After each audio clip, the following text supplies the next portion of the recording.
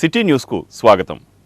Parliament సభ్యునిగా మరోమారు తనను గెలిపిస్తే మరింత ఉత్సాహంతో పనిచేస్తానని మచిలీపట్నం పార్లమెంటు జనసేన పార్టీ అభ్యర్థి వల్లభనేని బాలశౌరి అన్నారు.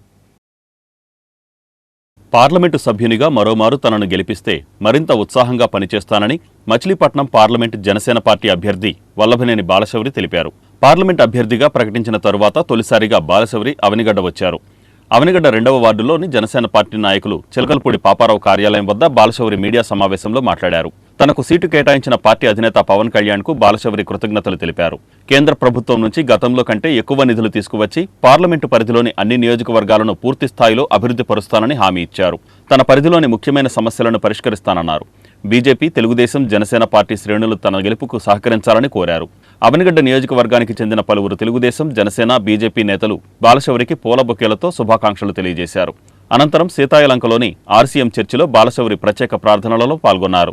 ఈ కార్యక్రమాలలో తెలుగుదేశం పార్టీ జిల్లా ఉపాధ్యక్షులు మండలి వెంకట్రాం, యాసం చిట్టిబాబు, మాదివాడ రాము, మత్తి వెంకటేశ్వరరావు, గుడివాక శేషుబాబు, బొబ్బా గోవర్ధన్ తదితరులు పాల్గొన్నారు. ఎటువంటి కొలాటరల్ సెక్యూరిటీ లేకుండా, ఆస్తులు తాకట్టు పెట్టుకోకుండా మరి వాళ్ళకి ఈ లోన్లన్నీ ఇప్పించాం. కొంతమందికి గొర్రెలు కొనుక్కోవడానికి, కొంతమంది కిరాణా షాపులు పెట్టుకోవడానికి, ఎస్సీల కాలనీలో ఎవరన్నా కిరాణా షాపులు పెట్టుకుంటే వాళ్ళకి, అన్ని కులాల వాళ్ళకి కూడా ఇప్పించాం. మీ అందరికీ తెలుసు. మరి నేను కూడా కొన్నిట్లో ప్రోగ్రాంలో పాల్గొని ఆ డబ్బులను కూడా డిస్బర్స్మెంట్ చేశాం. బట్ 25 కోట్ల రూపాయలు అనేది చాలా తక్కువ. రానున్నటువంటి రోజుల్లో అన్ని కులాల వాళ్ళని కలుపుకొని ఎవరెవరికి ఏ అవసరం ఉన్నాయో అవన్నీ తప్పకుండా బ్యాంకుల ద్వారా రుణాలు ఇప్పించి మీ యొక్క అభివృద్ధి కోసం ఫైనాన్షియల్గా మీరు అభివృద్ధి చెందేలాగా నా వంతు నేను ప్రయత్నం చేస్తానని కూడా ఈ సందర్భంగా మనం చేస్తా ఉన్నాం. అదే రకంగా మనకు పోర్ట్ వస్తే చాలా యాన్సిలరీ యూనిట్లు వస్తాయి. ఆ యాన్సిలరీ యూనిట్ని చాలామంది అవగాహన కల్పిస్తాం. యువకులకి కల్పించి ఏ రకంగా ఉద్యోగ అవకాశాలు వస్తాయి, ఏ రకంగా వ్యాపార అవకాశాలు వస్తాయి అనేటువంటిది కూడా నేను ప్రజలకి అందరికి కూడా, యువతకి, నిరుద్యోగులకి వివరిస్తాను. బ్యాంకుల ద్వారా టైఅప్ చేసేసి ఆ యాన్సిలరీ యూనిట్లు వచ్చేస్తే ఏ రకంగా వాళ్ళ సొంత కాళ్ళ మీద నిరుద్యోగులు నిలబడే విధంగా ఒక ట్రైనింగ్ ప్రోగ్రాంలు కూడా పెట్టి నా వంతు పార్లమెంటు సభ్యుడిగా తప్పకుండా కృషి చేస్తాననేటువంటి విషయాన్ని కూడా ఈ సందర్భంగా మనం చేస్తాం. అదేవిధంగా యానాదులు కుటుంబాలకి మరి ఇప్పటివరకు ఎవరు ఆలోచించారో లేదో తెలియదు. ఫ్రీగా 3 కోట్ల చిల్లర నాబార్డు నిధుల నుంచి తీసుకొచ్చి శాంక్షన్ చేసి లెటర్ ఇచ్చేసాను వాళ్ళకి. విజయబాబు గారికి ఆ లెటర్ ఇచ్చాను. 3 కోట్ల చిల్లర, దాదాపు వాళ్ళు ఎన్ని కుటుంబాలు? 300-500 కుటుంబాలు, 500 యానాదుల కుటుంబాల కోసం 3 కోట్ల చిల్లర డబ్బులు వాళ్ళు అనేక రకాలుగా, అంటే ఈ సీడు, క్రాబ్ సీడ్గా పంచుకోవటానికి కానీ, ఫిషింగ్లో కానీ, లేదా వాళ్ళకి సోలార్ లైట్స్లో కానీ, ఇవన్నీ నేను చెప్పే ఏంటంటే వాళ్ళకి లోన్లు ఎట్లాంటి భారం లేదు, ఎన్ని ఫ్రీగా ఇప్పించేది స్టార్టింగ్ అది. ఇంకా అలాంటి ప్రోగ్రాంలు కూడా నాబార్డు ద్వారా, వేరే సంస్థల ద్వారా కూడా తీసుకొస్తాను. బేసిక్గా మీరు చూసే ఉంటారు, ఒక ఎంపీ చేయాల్సినటువంటి బాధ్యత ఏంటంటే అసలు కేంద్ర ప్రభుత్వంలో ఏ నిధులు ఎక్కడ ఉంటాయి, ఆ నిధుల్ని ఎలా తీసుకురావాలి, ఇక్కడ యానాదులకి ఏ రకంగా తేవాలి, ఫిషర్మెన్స్కి ఏ రకంగా తేవాలి, లేదా కమ్యూనిటీ హాల్స్కి ఏ రకంగా తేవాలి, అది క్షుణ్ణంగా నేను 5 సంవత్సరాల నుంచి పరిశీలించి ఈ నిధులన్నీ తీసుకురాగలుగుతున్నా అనేటువంటి విషయాన్ని ఈ సందర్భంగా మరొకసారి మీకు మనవి చేస్తా ఉన్నాను. ఇంకోటి మీ అందరికీ తెలుసు, ఎన్నికలు దగ్గర పడడంతో వైసీపీ మరియు టీడీపీ, జనసేన, బీజేపీ కూటమి ప్రచారంలో దూకుడు పెంచాయి. ఎన్నికలు దగ్గర పడడంతో వైసీపీ మరియు టీడీపీ, జనసేన, బీజేపీ కూటమి పార్టీలు ప్రచారంలో దూకుడు పెంచాయి. పెడన నియోజకవర్గంలో మొత్తం 1,65,770 మంది ఓటర్లు ఉన్నారు.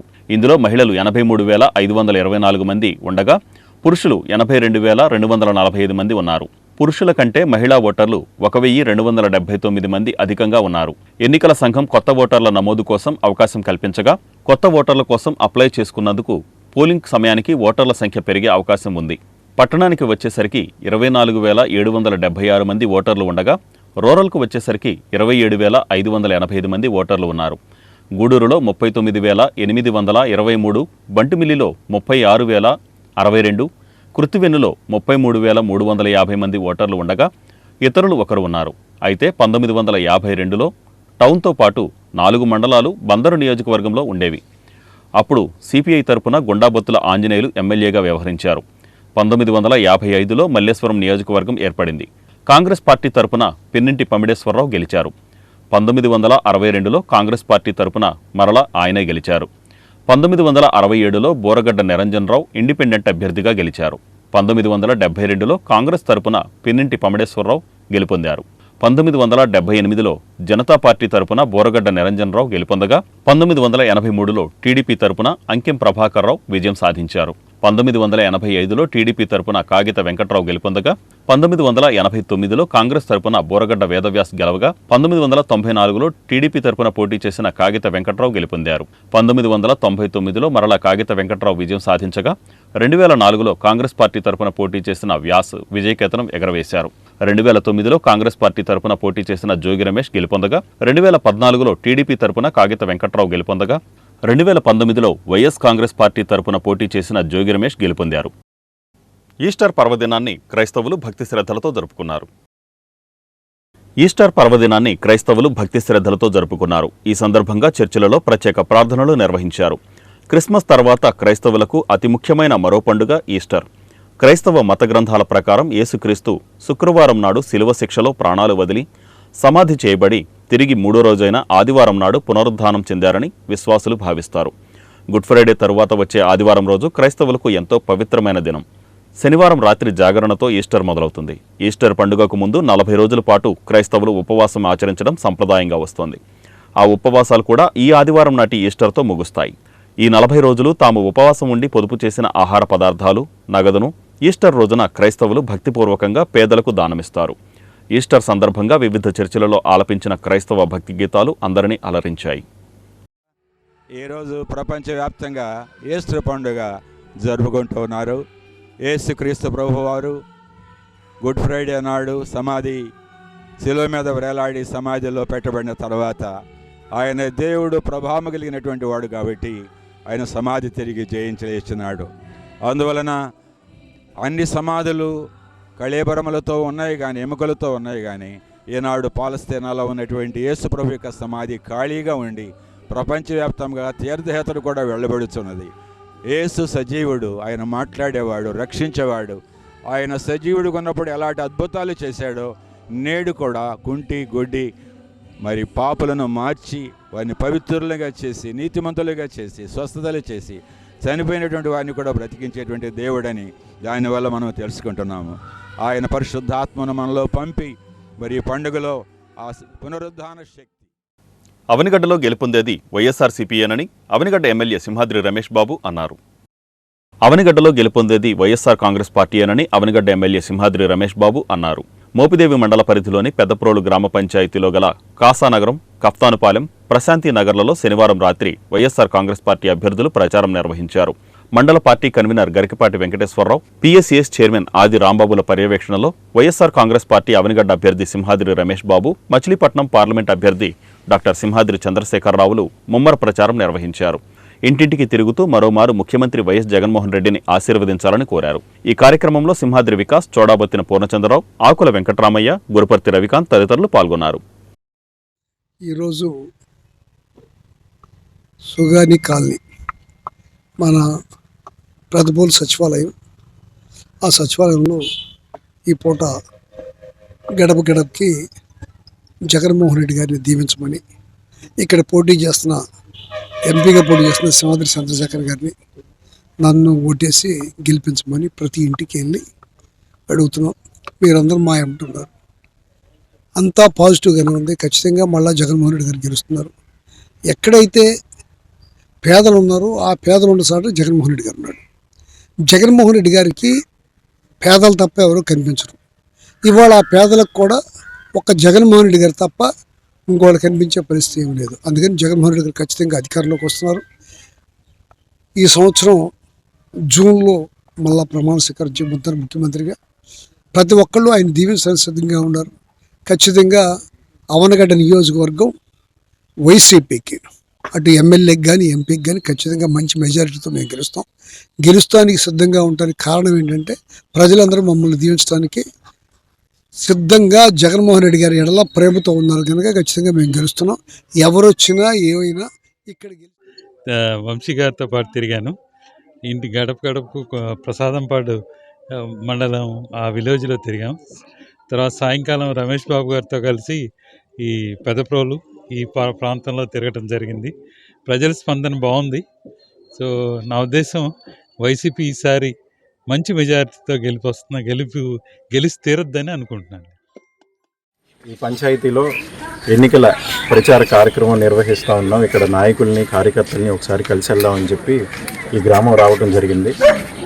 ఏ గడపకి వెళ్ళినా ఎక్కడ చూసినా ఏ వర్గాన్ని అడిగినా సరే జగనన్నకి ఎప్పుడు ఓటేద్దాం ఎప్పుడు గెలిపిద్దాం అని చెప్పి ఎదురు చూస్తూ ఉన్నామని చెప్తున్నారు. దానికి కారణం ఏంటంటే ఈ 5 ఏళ్ల పాటు పేద ప్రజల సమస్యల పట్ల వాళ్ళ ఆర్థిక ఇబ్బందుల పట్ల చిత్తశుద్ధితో 5 ఏళ్ళు జగన్మోహన్ రెడ్డి గారు పేదల కోసం పనిచేశారు. ఖచ్చితంగా అదేవిధంగా ఈరోజు మాకు ఆయన రుణం తీర్చుకునే అవకాశం వచ్చింది.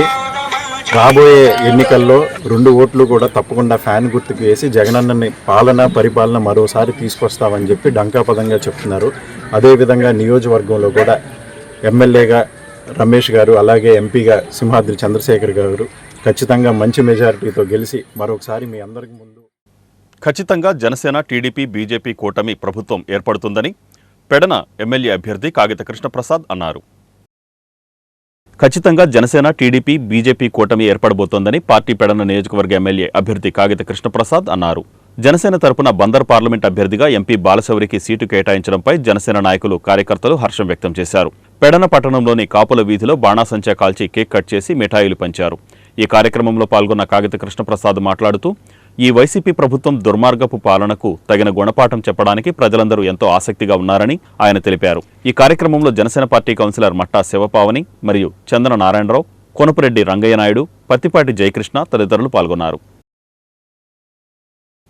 కులమతాలకు అతీతంగా సంక్షేమ పథకాలు అమలు చేస్తున్న ముఖ్యమంత్రి జగన్మోహన్ రెడ్డిని మరోసారి గెలిపించుకోవాల్సిన అవసరం ఉందని వైసీపీ ఎమ్మెల్యే అభ్యర్థి పేర్నికిట్టు అన్నారు. కులమతాలకు అతీతంగా అందరికీ సంక్షేమ పథకాలు అమలు చేస్తున్న ముఖ్యమంత్రి జగన్మోహన్ రెడ్డిని మరొకసారి గెలిపించుకోవాల్సిన అవసరం ఉందని వైసీపీ అభ్యర్థి పేర్నికిట్టు అన్నారు. రాజుపేటలోని మర్కాస్ మసీదులో రంజాన్ సందర్భంగా నిర్వహించిన ప్రత్యేక ప్రార్థనలలో అనంతరం జరిగిన ఇఫ్తార్ విందులో ముస్లిం పెద్దలతో కలిసి పేర్నికిట్టు పాల్గొన్నారు. మున్సిపల్ మాజీ చైర్మన్ సిలార్దాదా, మహమ్మద్ సాహెబ్, అన్వర్ హుస్సేన్, బాషు, రబ్బానీ, బాషా తదితరులు పాల్గొన్నారు.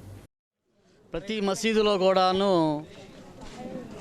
నమాజు, ప్రతి 5 పూటలు నమాజు చేయటం, అదేవిధంగా తరాబీ నమాజు చేయటం అనేటువంటిది ప్రతి ముస్లిమ్స్ యొక్క మరి అది వాళ్ళ యొక్క విధుల్లో ప్రత్యేకమైనటువంటి మరి ప్రార్థన జరుగుతాయి. ఇఫ్తార్ సమయంలో ప్రతి మసీదులో కూడాను వారి వారి యొక్క స్థాయిని బట్టి మరి ఉపవాసం ఉన్నటువంటి ఉపవాస దీక్షకులకు అందరూ కూడాను అన్నపానీయాలు పెట్టడం, వాళ్ళ యొక్క దీవెనలు తీసుకుంటాం, అదేవిధంగా మత గురువులతో దువా చేయించడం అనేటువంటిది దాని ఒక ఆనవాయితీ మాకు ఈ యొక్క రంజాన్ మాసంలో. మళ్ళీ అదేవిధంగా ఈరోజు రాజుపేట మర్కజ్ మసీదులో మరి పేర్ని కిట్టుబాబు గారిని కూడా మసీదు కమిటీ వారు ఆహ్వానించడం జరిగింది. అన్వర్ గారి యొక్క ఆధ్వర్యంలో మరి వారిని కూర్చోపెట్టి దువా చేయడం కూడా జరిగింది. మరి ఏ విధంగా మరి జగన్ గారి ప్రభుత్వంలో ముస్లిమ్స్ అందరు కూడా ఏ విధంగా మేలు జరుగుతుందో మనందరికీ తెలిసిన విషయమే. అదేవిధంగా ప్రతి ముస్లిమ్స్ కూడా మరి ఎంతో ప్రేమతో మరి కిట్టుబాబు గారిని ఆలింగనం చేసుకుంటాం, మరి వారికి ముబారక్ చెప్పటం మరి జరుగుతుంది. మరి ఆ విధంగా ఇవాళ పవిత్ర రంజాన్ మాసంలో అంకుటిత దీక్షతో కఠోర ఉపవాసములు పాటించి సుమారుగా 17 రోజులు ముగించుకొని ఈ రంజాన్ పండుగ జరుపుకుంటున్న శుభ సందర్భంలో ఈరోజు మన అన్వర్ హుస్సేన్ గారు మదీనా మస్జిద్ రాజుపేట మర్కస్లో ఈరోజు విందు కూడా ఏర్పాటు చేయడం జరిగింది. అదేవిధంగా మన వైఎస్ఆర్ కాంగ్రెస్ పార్టీ శాసనసభ అభ్యర్థి మన పేర్ని కిట్టు గారు కూడా ఈ కార్యక్రమంలో పాల్గొనడం జరిగింది. అందరూ ముస్లిం సోదరులను కూడా కలవడం జరిగింది. ఈ పవిత్ర రంజాన్ మాసంలో తెల్లారి సుమారు 4:30 నుంచి రాత్రి 6:30 గంటల వరకు ఎటువంటి అన్నపానీయాలు తీసుకోకుండా కఠోర ఉపవాసాలు పాటిస్తూ దైవ భీతి కోసం దైవ ప్రార్థన చేస్తున్న ముస్లిం సోదరులందరికీ కూడా శుభాకాంక్షలు. రంజాన్ సందర్భంగా అందరికీ శుభాకాంక్షలు. ఈరోజు మా రాజుపేట మర్కజ్ మసీదులో మన పేర్ని కృష్ణమూర్తి గారికి మేము ఆహ్వానం పిలిపించినప్పుడు ఆయన మా ఆహ్వానాన్ని మన్నించి మాతో పాటు ఇఫ్తార్ విందులో పాల్గొనడం చాలా సంతోషంగా ఉంది.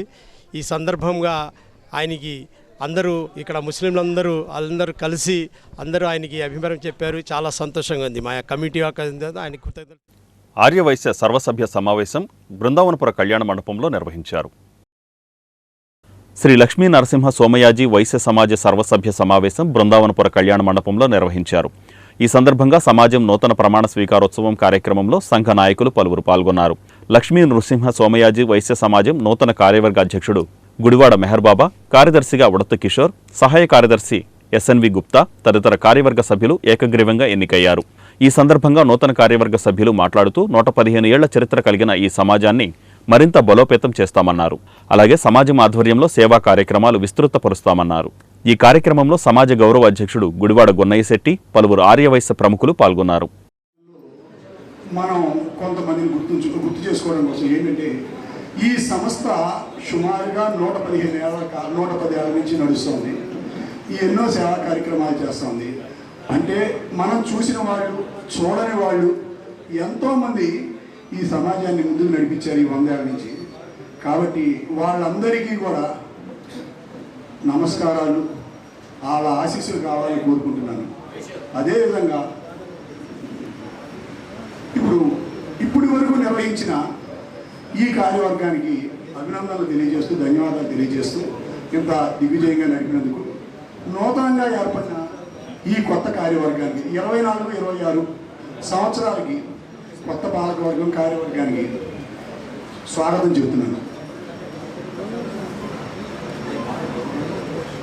ఈ సమాజంలో మనం గుర్తు చేసుకోవాల్సిన ఏకైక వ్యక్తి 60 సంవత్సరాలు సుదీర్ఘంగా ఎంత మంచివాళ్ళు అయినప్పటికీ కూడా, ఎంత చారిత్రకంగా నడిపించినప్పటికీ 60 సంవత్సరాలు మామూలుగా చేయటం అంటే ఎక్కడో అక్కడ హర్బిల్స్ ఏర్పడతాయి, ఎక్కడో అక్కడ ప్రతిఘటనలు వస్తాయి. అవి ఏమీ లేకుండా 60 సంవత్సరాల నుంచి ఆయన సుదీర్ఘంగా ఈ వార్తలు ఇంతటితో సమాప్తం. నమస్కారం.